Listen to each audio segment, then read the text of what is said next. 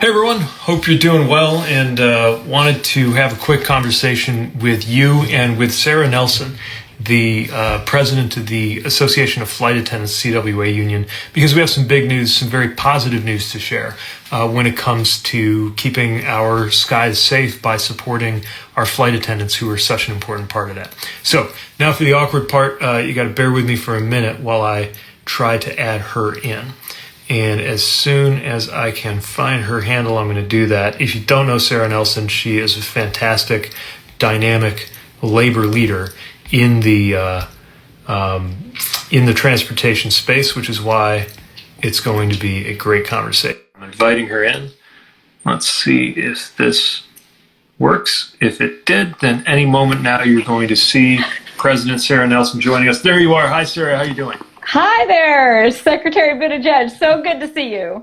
Same here. Thanks again for taking a few minutes to chat. I was just sharing with followers who were tuning in, and we already have, looks like about 1,400 people following along. Right. That this is a big day because today we day. are announcing the finalization of a rule that's going to make it just a little easier to be a flight attendant, which is just an example of the definition of an essential worker. Maybe before we get into the guts of the rule, let me just ask you, airlines have been in the news a lot this summer. My department has been working hard to try to make sure there's a better passenger experience and to help flying crews, flight attendants, and everybody else who works in the air make sure that you all are safe and effective. Can you share with everybody who's listening just a little bit about what it's like out there? How has it been for flight attendants, and what do you wish more people knew about the experience, especially this past summer of serving in the skies? Yeah, these past 2 years have actually been the most difficult time in the history of aviation, I think, for flight attendants in a sustained way, most difficult in a sustained way.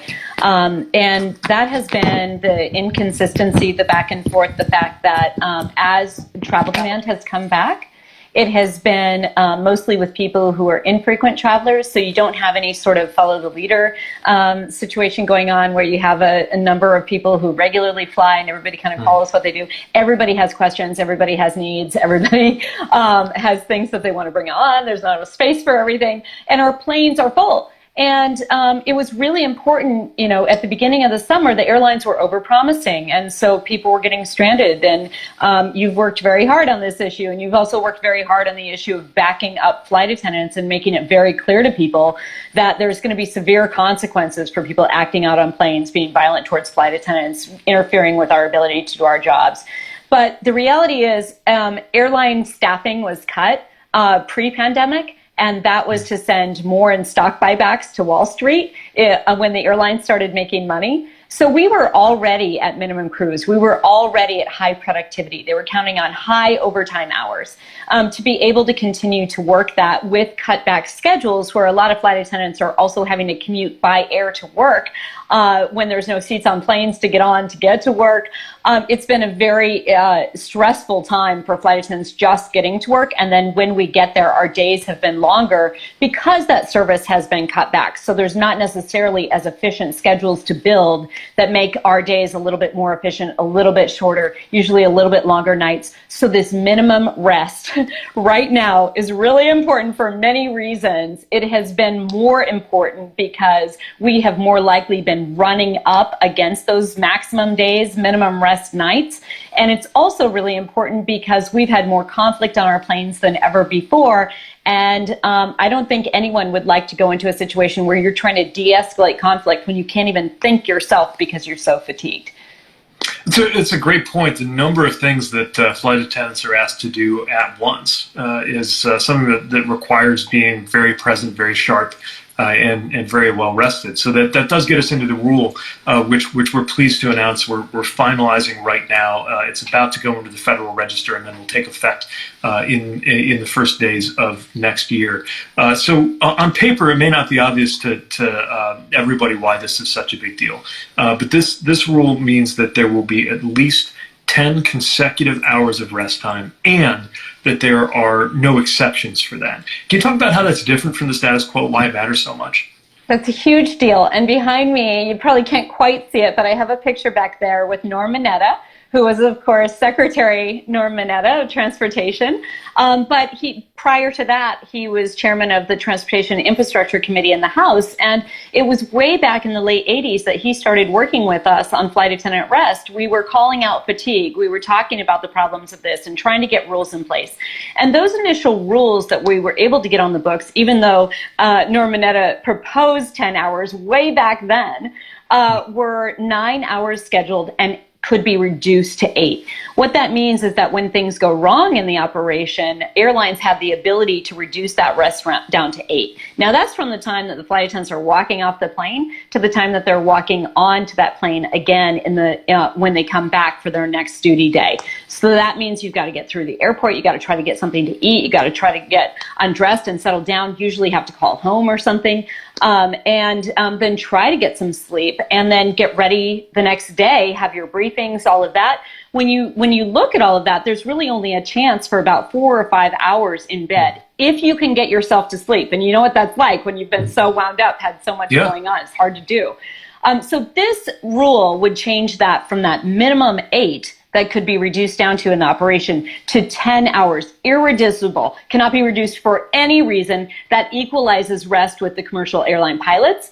So it's an equality issue as well. And the fatigue studies that we were able to get in place when Norm Mineta couldn't get this through as a rule, he worked with us on getting Congress to commission fatigue studies and health studies. And what that showed was our lack of rest and interrupted rest led to higher cases of cancer, higher cases of respiratory illnesses, higher cases of cardiac issues, even though on the whole, flight attendants are a more healthy population overall than the general public. So this was a very, very serious issue for our health, for safety and security on the job. You don't want someone who's has to fight a fire, revive someone from a heart attack, or evacuate a whole airplane to be fatigued and not able to be responsive and quick to be able to do those duties when it's most important. But also it was about our health, and it was about equality in the workplace. It's really helpful to understand that this isn't just saying that you can get 10 hours of sleep. This is saying get anywhere close to 8 hours of sleep or even less. You need to at least have that 10-hour rest period. And I think it's helpful to also have that picture you're painting of what it's like to be a flight attendant, both when you're on duty and how those in-between hours are used. Now, you mentioned some of the studies and the research that's gone on. This is not like something that was just pulled out of the air, right? Somebody just said, why not 10? I mean, there's research behind this, analysis behind this, legislation making it possible for us to have the authority to do this. Can you share a little more just about the journey as a labor leader representing flight attendants to see this idea through? I mean, Norm Mineta, our former secretary who passed away recently, who we're actually renaming our headquarters after, that was a few secretaries ago. So what's happened from then to now that we're finally able, thankfully on my watch, to be able to sign off on this and begin enforcing it? Well, listen, I'm a 26-year union flight attendant, and I have been president of our union for the past 9 years. But this whole fight started before I was even a flight attendant. And over that course of time, of course, we fought really hard to get those fatigue studies commissioned, to have that science to back up what we were saying. And then in order to get those fatigue studies released, I took part in a sleep-in outside the FAA headquarters back in the late 90s. In order to get those fatigue studies released so that we could continue this work to try to get these rules changed. There was an interruption in the ability to even talk about good policy because of all of the continuing resolutions that funded the government that have also been very difficult to get proper funding to fund ATC, to fund the different functions of the government, and to have new infrastructure projects in place.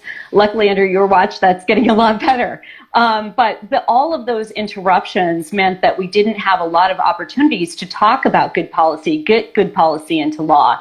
And it was in 2009, after the Colgan air crash, that the pilot rest regs went into place because there was so much public outcry around that crash and the pilot fatigue that was associated with it. But the flight attendants got left behind at that point, and we had to regroup and replan. And I don't know how many hearings that I testified in. I don't know how many times I've told them that the fatigue studies are very long and very comprehensive, but ultimately what they said was that 80% of flight attendants were experiencing fatigue even in the last bid cycle. So in the previous month, that's a lot of fatigue. And guess what? The number one recommendation for fixing that was more rest.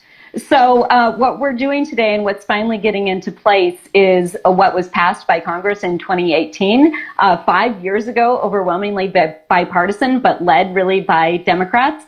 And the Trump administration put that in a regulatory process to kill this very clear instruction from Congress. It was going to be killed if President Biden had not been elected, had not taken office, told us that this was going to be a priority for him.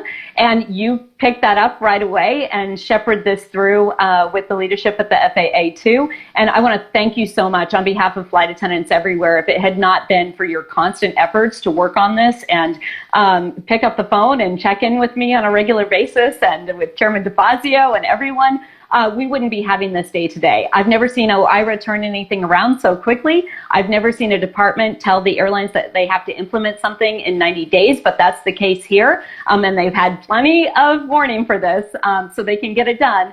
But thank you so much for your leadership on this. And thank you so much to the entire Biden administration for helping to get this across the finish line. Well, thanks. I'm proud to support this. The administration is proud to be doing this because it's a chance to do right by flight attendants that we count on so much. And as you mentioned, it's also benefiting the safety of the flying public. I mean, right. You know, the captain says it when you get on the plane. The flight attendants are here primarily for your safety, and for you to do that critically important job, you have to be well rested and able to serve it at your best. So, you know, we look. Businesses are selling tickets. They're making profits. They've got a model that I think in the past has really come at the expense of the well-being of workers and flight attendants. But we can balance it. We can get it right by having this requirement and having a thriving aviation sector. And I think that's what's going to follow. So we wouldn't be here without the advocacy of you and so many who cared about this. And as we get ready to wrap up the conversation, I just wanted to thank you on behalf of the traveling public, ask you to thank your members for what you do. I know this has been an incredibly demanding time, especially the last 2 years. And it's always an intense job that requires so much of flight attendants. And by the way, we need to be encouraging more people to get into careers in the skies, including flight attendants, ground crews, pilots, and everybody involved with that sector. So I know I'll make a point to flying tomorrow like I am, if not every day, then certainly every week. I'll make a point to be thanking the flight attendants working on that flight. But just to everybody in that space, please bring our greetings, our thanks, and our congratulations on this much-needed rule that we're going to be now making a reality and preparing to enforce. That means the world to us. This is historic, and we're going to continue to work on those contract negotiations so we can maintain and attract people, just like you were saying. But I will show your thanks, and I want to thank everyone out in the public who have been so supportive, and all of the leadership that calls on people to be helpers instead of detractors. So thank you so much. Thank you for this historic day, and it's always great to see you. Here. Great talking to you, and see you before long. Bye, sir. All right. Take care.